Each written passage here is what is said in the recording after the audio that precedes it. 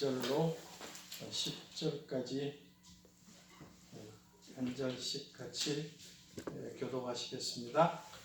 로마서 13장 1절로 10절까지 한 절씩 같이 교독하시겠습니다. 각 사람은 위에 있는 권세들에게 복종하라. 권세는 하나님으로부터 나지 않음이 없나니 모든 권세는 다 하나님께서 정하신 바라. 그러므로 권세를 거르는 자는 하나님의 명을 거스름이니 거스른 자들은 심판을 받지하리라. 다스리는 자들은 선한 일에 대하여 두려움이 되지 않고 악한 일에 대하여 되나니 내가 권세를 두려워하지 아니하려느냐. 선을 행하라. 그리하면 그에게 칭찬을 받으리라. 그는 하나님의 사역자가 되어 내게 선을 베푸는 자니라. 그러나 내가 악을 행하거든 두려워하라. 그가 공연히 칼을 가지지 아니하였으니 곧 하나님의 사역자가 되어 악을 행하는 자에게 진노하심을 따라 부응하는 자니라. 그러므로 복종하지 아니할 수 없으니 진노 때문에 할 것이 아니라 양심을 따라 할 것이라. 너희가 조세를 바치는 것도 이로 말미암으리라. 그들이 하나님의 일꾼이 되어 바로 이 일에 항상 힘쓰느니라. 모든 자에게 줄 것을 주되 조세를 받을 자에게 조세를 바치고 관세를 받을 자에게 관세를 바치고 두려워할 자를 두려워하며 존경할 자를 존경하라. 피차 사랑의 일 위에는 아무 일이든지 아무 빚도 지지 말라. 남을 사랑하는 자는 율법을 다 이루었느니라. 간음하지 말라, 살인하지 말라, 도적질하지 말라, 탐내지 말라 한 것과 그 외에 다른 계명이 있을지라도 내 이웃을 내 자신과 같이 사랑하라 하신 그 말씀 가운데 다 들었느니라. 사랑은 이웃에게 악을 행하지 아니하나니 그러므로 사랑은 율법의 완성이니라. 아멘. 사랑의 하나님, 오늘 또 주신 말씀 계시하여 주옵소서. 예수님의 이름으로 감사하며 기도드리옵나이다. 아멘. 하나님의 사람, 천국 백성, 즉 하나님의 자녀는 어떻게 살아야 되는가, 이런 것들을 우리에게 가르쳐 주시고 계시죠. 그러니까 성경 전체는 우리 성도들에게 어떤 삶을 살아야 되는가, 우리 믿는 사람은 어떤 생활을 해야 되는가를 한 가지 한 가지 이렇게 가르쳐 주시면서 살아가도록 그렇게 우리에게 말씀해 주고 계십니다. 그래서 오늘 로마서 13장에는 이 국가관에 대해서도 이렇게 말씀하시고 또 서로 사랑하라고 이렇게 가르쳐 주고 계시는데, 성도들은 두 나라에 속한 사람들이죠. 현실적으로는 한국 국민이고 또 우리는 결국은 궁극적으로는 천국의 시민입니다. 그렇기 때문에 어떻게 보면 좀 우리 믿는 사람들은 두 나라를 섬기고 있다, 이런 생각을 가지게 되잖아요. 그래서 한 나라 섬기는 것보다 두 나라 섬기니까 더 열심도 해야 되고 더 부지런도 해야 되고 또 더 일도 많이 해야 될 줄로 믿습니다. 백성은 평등해야 되죠. 그래서 통치자가 아주 평등과 정의를 위해서 일하게 될 때 모든 사람들은 굉장히 복종하게 되고 순종하게 될 줄로 믿습니다. 그것을 하나님께서는 우리들에게 그렇게 말씀해 주고 계시죠. 그래서 대통령이라고 그래서 특별한 사람이 아니고 이렇게 평민이라고 그래서 하나님이 보실 때는 별 볼 일 없는 사람이라고 이렇게 생각하지 않고 하나님은 모두 다 평등하다고 보십니다. 하나님이 그렇게 우리를 창조하셨습니다. 할렐루야. 그러니까 그래도 이제 한 나라를 다스릴 수 있도록 하나님께서는 어떤 지도자를 통해서 그렇게 일을 맡기는 청지기로서 사명을 감당하도록 그런 일을 맡겨주셨다고 하는 것을 우리는 꼭 깨달아야 되겠죠. 그래서 오늘 1절에 보면 각 사람은 위에 있는 권세자들에게 복종하라.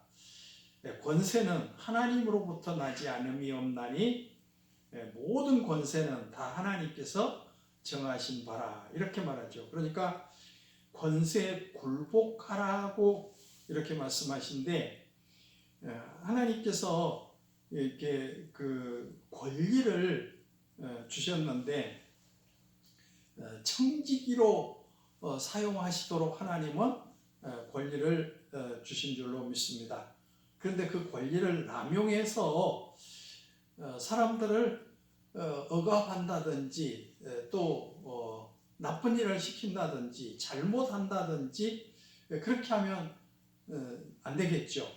그래서 하나님께서는 그 권세를 통해서 그 권리를 통해서 많은 사람들에게 청지기 사명을 감당하도록, 그러니까 그 성경에 보면 우리는 지도자는 더 가장 낮은 자리에서 이렇게 섬겨야 된다라고 하는 것을 말씀해 주고 계시잖아요. 높은 자리에 앉을수록 낮아져라라고 가르쳐 주고 계셔요. 근데 이 권세를 누가 주셨대요? 하나님이 주신 거잖아요. 하나님이 주실 때는 어떻게 주셨죠? 뭐 하라고 주셨겠어요? 그러니까 정직하게, 그리고 진실하게, 바르게, 그렇게 청지기의 사명을 하나님께서 그 하라고 하시는 일을 잘 감당하도록 하기 위해서 청지기를 맡겼는데, 그렇게 하지 않고 정직하게 하지 않고 그렇게 되면 뭐죠? 악한 청지기가 되겠죠.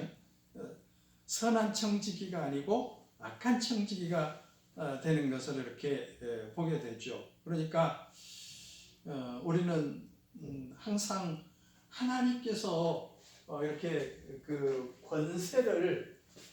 권세를 주셨다고 하는 거 항상 깨달아야 되겠죠. 그러니까 하나님이 권세를 주셨기 때문에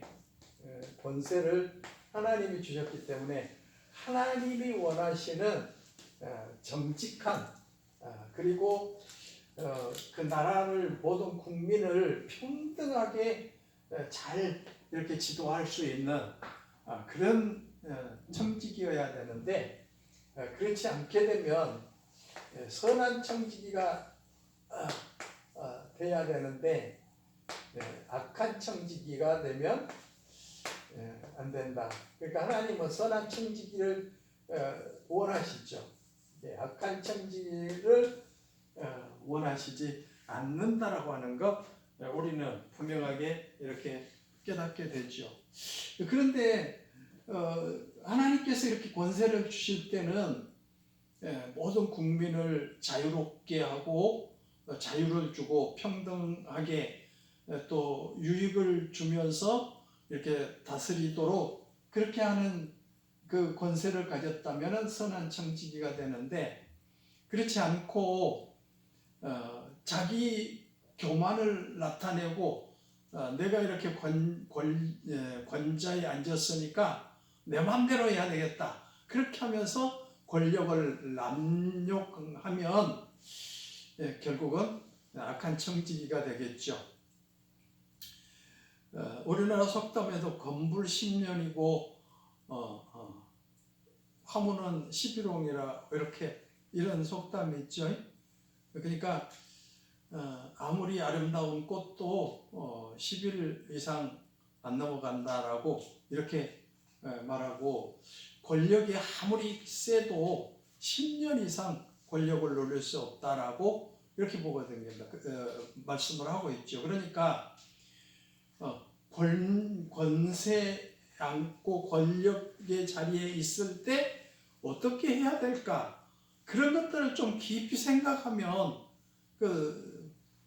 대통령들이 그런 생각하면 이 권세를 오래 할 수 없다라고 하는 거 그렇게 좀 깊이 생각하면 좀 바른 정치를 하게 되고 국민을 위해서 정치를 하고 편의를 위해서 국민의 소리를 들을 수 있는 그런 정치를 할 수 있는데 그런 게 아니고 이제는 내가 최고다.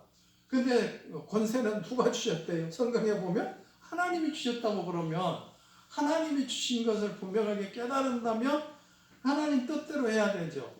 내가 권력이 이렇게 오래 뭐 그냥 영원 무궁토록 권세를 가지고 내가 누리고 모든 거 해야 되겠다. 그런 생각 가지면 안 되잖아요.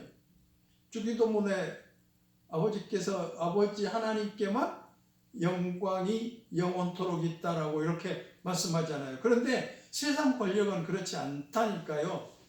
우리나라는 이제 5년이면 딱 끝나잖아요. 그러면 이런 것들을 생각하면서 내가 영원히 이렇게 권력을 누리는 것이 아니고 5년밖에 못하구나 그런 생각을 한다면 선한 일을 해야 되잖아요.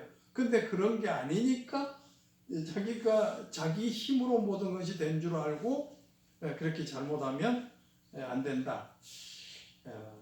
이게 2절에 보면 그러므로 권세를 거스리는 자는 하나님의 명을 거스림이니 거스리는 자들은 심판을 자취하리라. 다스리는 자들은 선한 일에 대하여 두려움이 되지 않고 악한 일에 대해서 된다. 그러니 권세를 두려워하지 아니하려느냐 선을 행하라. 그리하면 그에게 칭찬을 받으리라.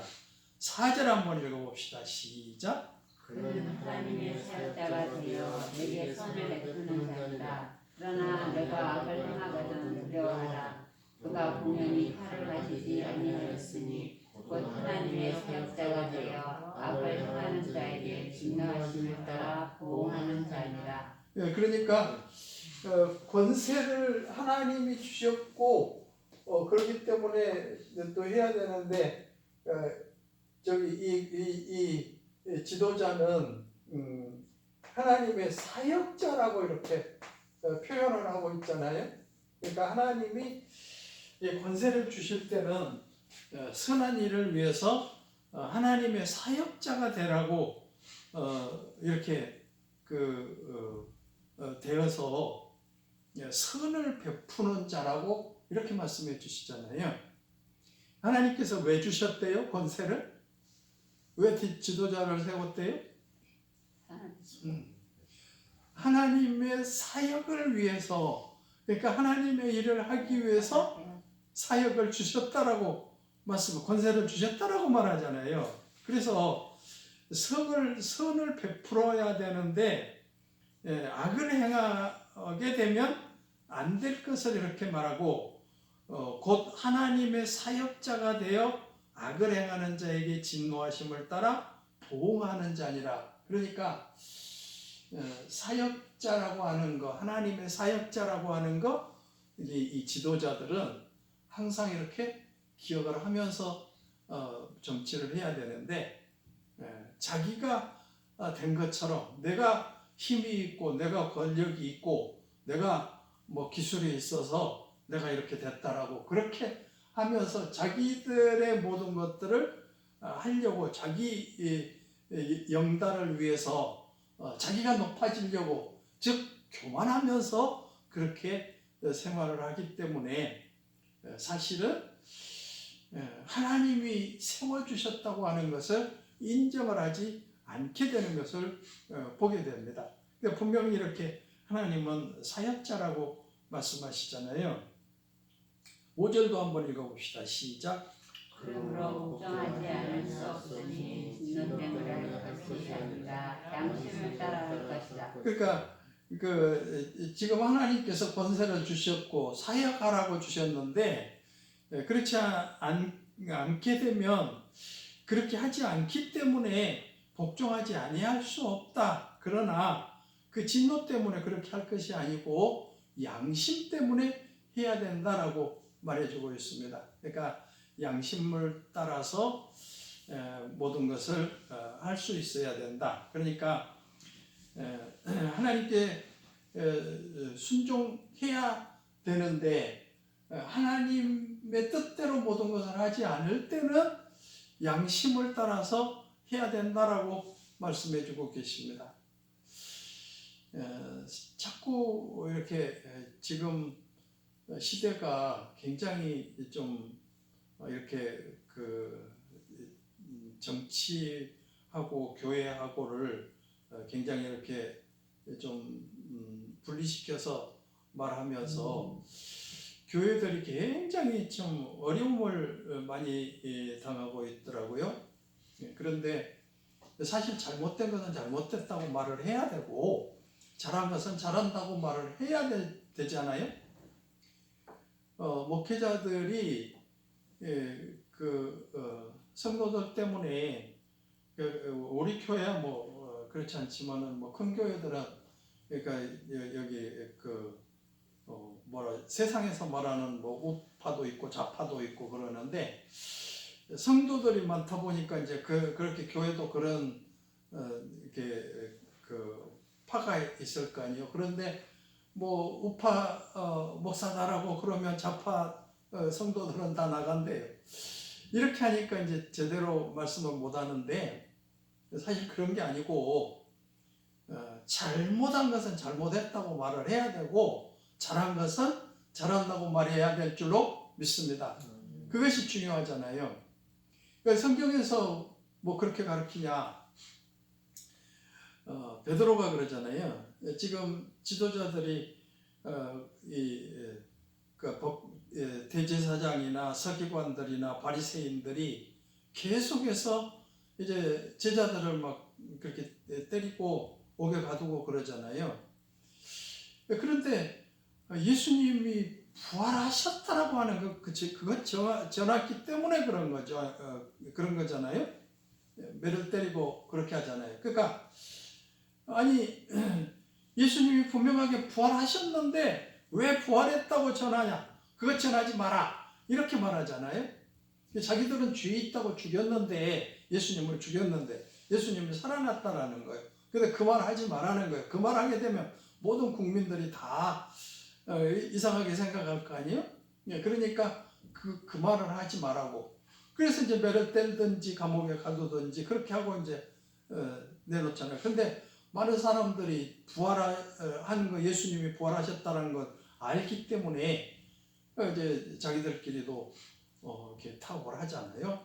어떻게 해야 될까? 그러니까 다시는 예수님이 부활했다고 하는 말 하면은 다시 또 잡아들이겠다고 매를 많이 때려서 놉시다.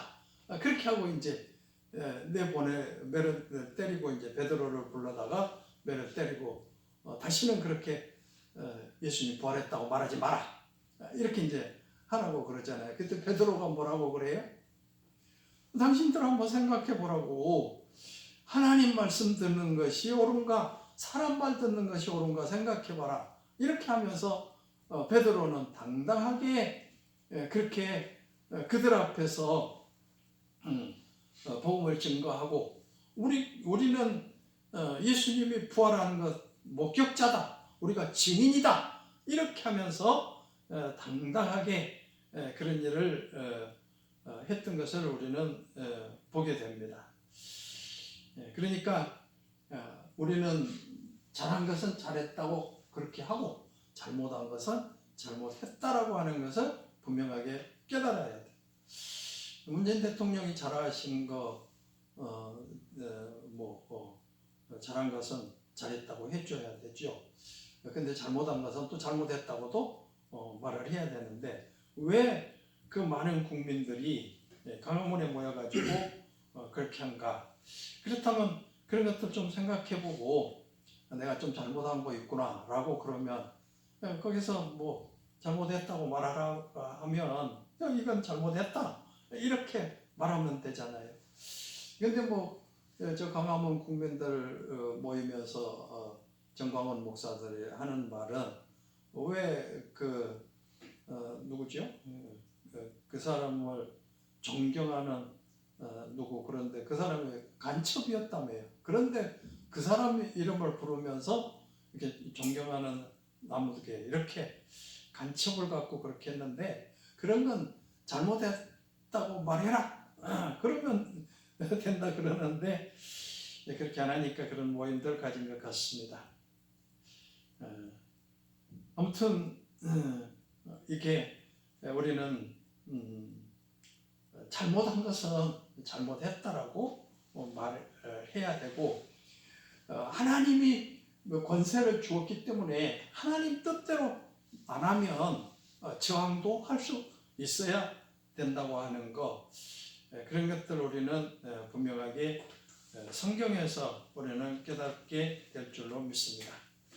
6절에 보면 너희가 조세를 바치는 것도 이로 말미암음이라 그들이 하나님의 일꾼이 되어 바로 이 일에 항상 힘쓰니라 모든 자에게 줄 것을 주되 조세를 받을 자에게 조세를 바치고 관세를 받을 자에게 관세를 바치고 두려워할 자를 두려워하며 존경할 자를 존경해라. 그러니까 우리 믿는 사람들은 모범적인 시민이 돼야 되겠죠. 그러니까 사회에도 거울이 돼야 될 줄로 믿습니다. 그러니까 세금도 정직하게 내야 될 것을 이렇게 말씀해 주고 계십니다.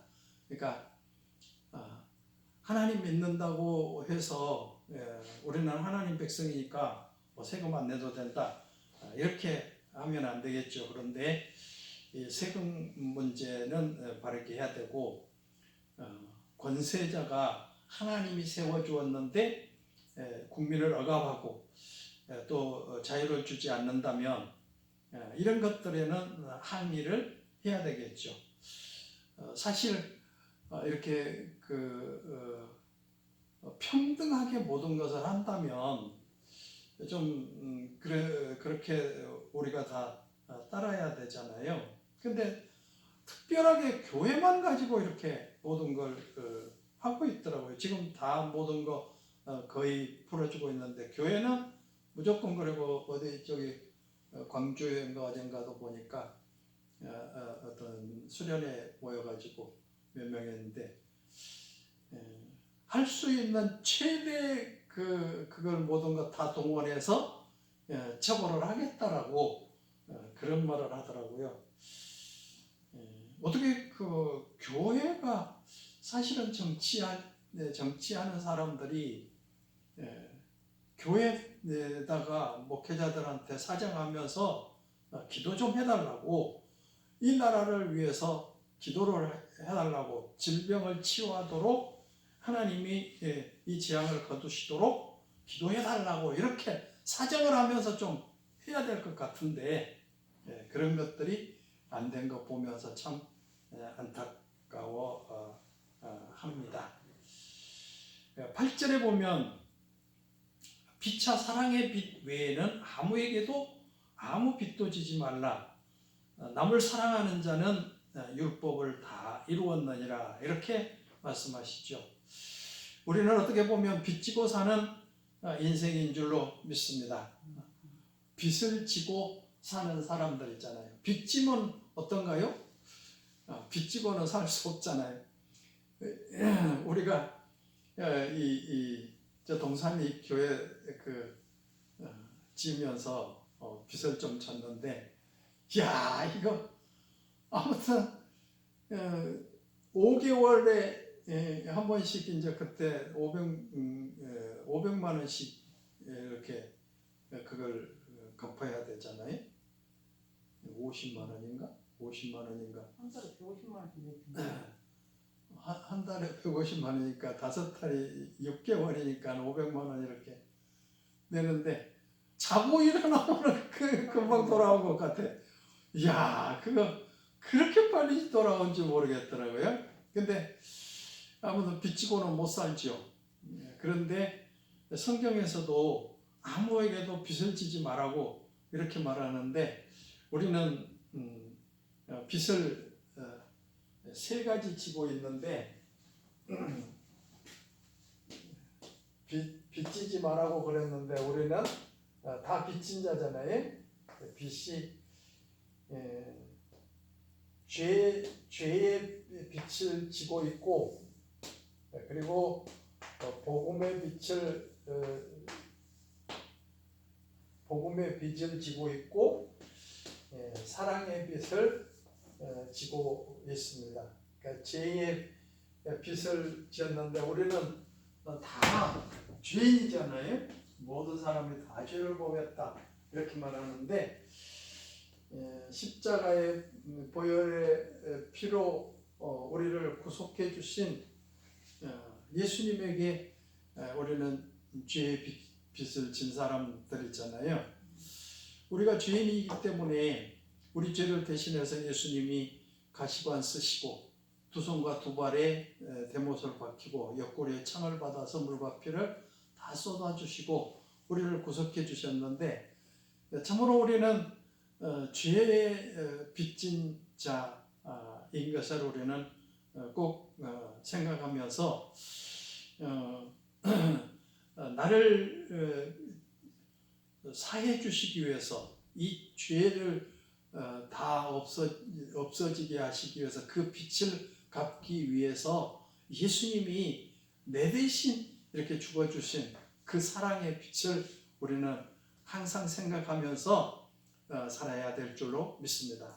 그 다음에 이제 복음의 빚인데, 우리는 다 복음의 빚을 진 사람들이잖아요. 유대 땅에서부터 이렇게 예수님을 통해서 이 복음이 증거가 됐는데, 누구를 통해서든 선교사를 통해서 우리나라에 이렇게 복음이 들어왔고, 그분을 통해서 우리 한 사람 한 사람들 그분들을 통해서 우리 믿는 사람들이 이렇게 생명을 얻게 됐고, 그래서 또 그 사람들을 통해서 또 우리에게 전도를 받아서 우리도 예수님을 믿게 됐잖아요.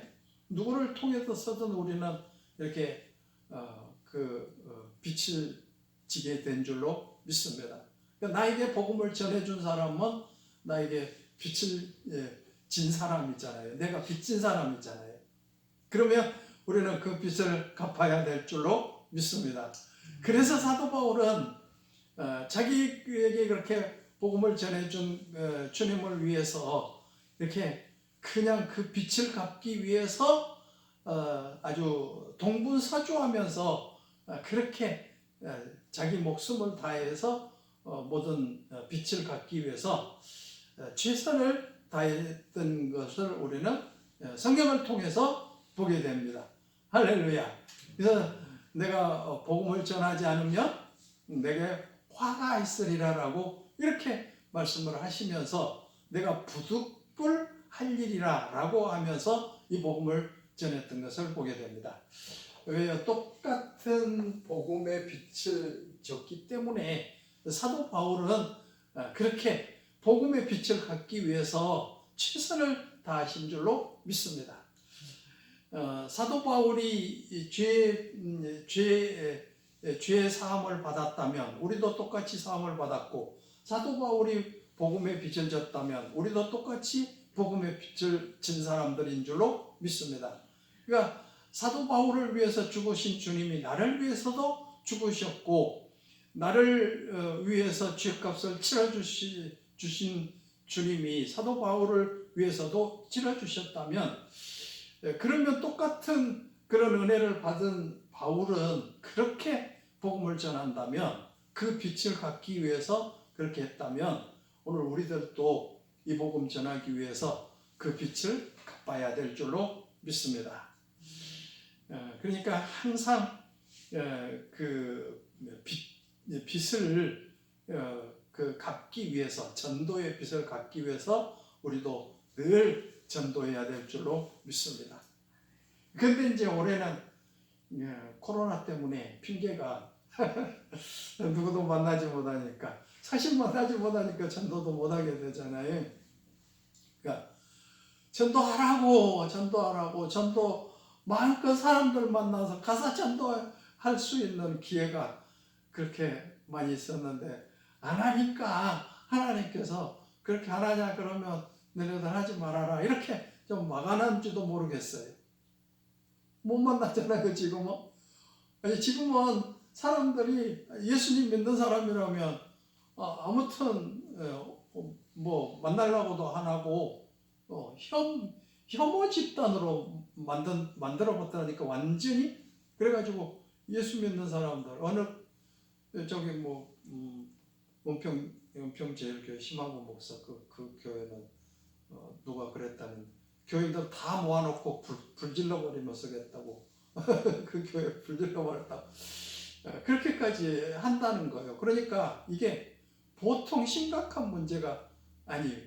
근데 사도 바울은 똑같이 우리처럼 이렇게 죄 사함 받고 그리고 또 복음의 빛을 진 사람이기 때문에 그냥 내가 복음 전하지 않으면 화가 내게 미치리라라고 하면서 내가 부득불할 일이라고 그러면서 복음 전했는데 아무튼 어떻게 된 건지 몰라도 지금은 전도할 기회가 이렇게 전도할 기회를 주지 않고 근데 이제 이게 뭐 금방 풀릴 것 같지는 않은 것 같아요. 그래서 이게 끝나도 자유롭게 옛날처럼 그렇게 가서 자유롭게 전도할 수 있는 기회가 있을런가 그런 것들이 참 이제는 답답하지요.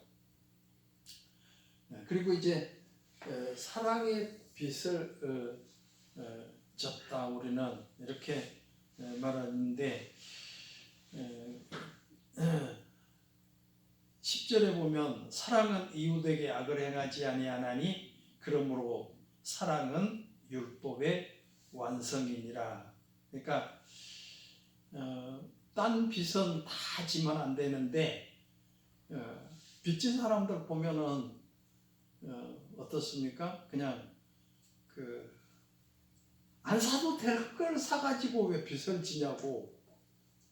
그렇잖아요. 그러니까 안 사면 되고 안 먹으면 될 건데 자꾸 그걸 해가지고 빚지면 안 되잖아요. 근데 빚져가지고 쩔쩔매면서 왜 그렇게 생활하냐고요. 그래서 모든 빚은 다 지면 안 되지만은 사랑의 빚은 져야 된다. 그러니까 우리는 사랑하지 않는 것도 죄라고 우리에게 이렇게 말씀해 주고 계시잖아요. 어느 집사님이 몸이 아파서 병원에 입원해 있는데 성도님들이 가서 너무너무나 많이 찾아가가지고 그러니까 나중에 목사님 나 저기 너무 미안해가지고 딴 데로 이사 가야 될란가 봐요 그랬더니 아니 그런데 무슨 그런 소리를 하고 있느냐고 사랑하기 때문에 성도님들이 그렇게 찾아간 거지. 그러면서 건강했으니까 이제 그 사랑의 빛을 갚으면서 살아라고 그랬다고 그래요. 사실 목사만큼 사랑의 빛 많이 진 사람은 없잖아요. 여러분 한 사람이 한 사람이 정말 이렇게 그 많은 사랑을 베풀어주고 그런 것들을 보면서 목사는 참 사랑의 빛을 많이 진 사람이다 이런 생각을 갖게 되는데 여러분 항상 사랑을 베풀어 주면서 사랑의 빛은 많이 지시기를 주님의 이름으로 부탁을 드립니다.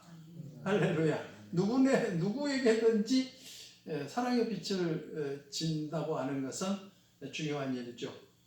돈 빚도 지면 안 되고 죄 빚도 지면 안 되는데 모든 빚은 지면 안 돼요. 절대로. 그러나 사랑의 빛은 지어야 된다. 그 사람에게 막 사랑을 해주면은 그 사람은 나에 대해서 얼마나 더 사랑의 그 빛을 갖게 되겠어요. 그래서 사랑을 하면서 살아가는 것이 참 중요하다. 그러면서 사랑하면 율법을 다 이룬 것이다 라고 율법의 완성이다라고 이렇게 말씀하고 계신 것을 우리는 보게 됩니다. 뭐 9절에 보면 간음하지 말라, 살인하지 말라, 뭐 도적질하지 말라, 탐내지 말라 한 것 그 외에 다른 계명이 있을지라도 내 이웃을 내 자신과 같이 사랑하라 하신 그 말씀 가운데 다 들었느니라. 그러니까 이웃을 사랑하는데 어떻게 간음할 수 있고, 이웃을 사랑하는데 어떻게 살인하고, 이웃을 사랑하는데 어떻게 도적질하냐. 그러니까 사랑은 바로 율법의 완성이다라고 가르쳐 주고 계십니다. 하나님 말씀을 통해서 우리는 살아갈 때에 기쁨이 충만하게 되잖아요. 그러니까 항상 우리는 내 생각만 하면서 내 길 가지 말고 말씀을 통해서 나를 비춰봐야 되잖아요. 그러니까 내가 사랑하고 있는가? 남을 사랑하고 있는가? 아니, 성경에서는 원수까지라도 사랑하라고 하는데 내가 그렇게 사랑하고 있는가? 나는 누구에든지 사랑의 빛을 지고 있는가? 이런 생각을 하면서 사는 것이 가장 중요한 일이잖아요. 사랑은 받으려고만 하면 안 되고 내가 먼저 사랑을 해줘야 될 줄로 믿습니다.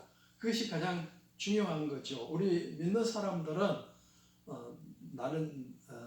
나는 왜 나를 안 사랑해 줄까? 남편한테도 나를 왜 안 사랑해 줄까? 그러지 말고 내가 먼저 사랑해 줘야 되는 거죠. 내가 사랑하게 되면 사랑을 받게 될 줄로 믿습니다. 그러니까 사랑의 빛은 막 지라고요. 딴 빛은 절대 지지 말고 그렇게 하면서 승리하면서 살아가시기를 주님의 이름으로 축원을 드립니다. 네. 기도드립시다. 사랑의 하나님 참 감사합니다. 하나님은 권세자들에게 복종하라고 이렇게 말씀하시는데 이 권세가 하나님께서 주신 것이기 때문에 백성을 잘 다스리고 하나님 뜻에 따라서 모든 일을 해야 되는데 그렇지 않을 때는 우리는 분명하게 바른 말을 해야 될 줄로 믿습니다. 사도 베드로도 분명하게 사람 말 듣는 것보다 하나님 말 듣는 것이 어떤 것이 옳은가 당신들이 판단해 보라고 말씀하셨던 것을 우리는 보게 됩니다. 세금을 바치는 것 정직하게 잘 감당해야 될 것도 말씀해 주시고 우리는 다 빚진 자인데 죄의 빛을 졌고 복음의 빛을 졌습니다. 이 빚 갚기 위해서 예수님은 피 흘려 죽어주셨고 우리 죄를 대신 지시고 죄의 빛을 갚아주셨습니다. 그 주님 사랑하게 해주시고 우리는 누구를 통해서 복음의 빛을 진 사람들입니다. 우리도 그 복음의 빛을 갖기 위해서 많은 사람에게 전도하게 하여 주옵소서. 또 모든 살아가면서 빛은 지지 않게 해주시고 사랑의 빛은 많이 지게 하여 주옵소서. 그래서 사랑이 바로 율법의 완성이라고 성경에서 우리에게 가르쳐 주셨는데 내가 남에게 사랑을 받기보다는 내가 먼저 사랑함으로써 사랑의 빛을 더 많이 진 그런 삶을 살게 해 주옵소서. 예수님의 이름으로 감사하며 기도드리옵나이다. 아멘. 하늘에 계신 우리 아버지 이름을 거룩하게 하시며 아버지의 나라가 오게 하시며 아버지의 뜻이 하늘에서와 같이 땅에서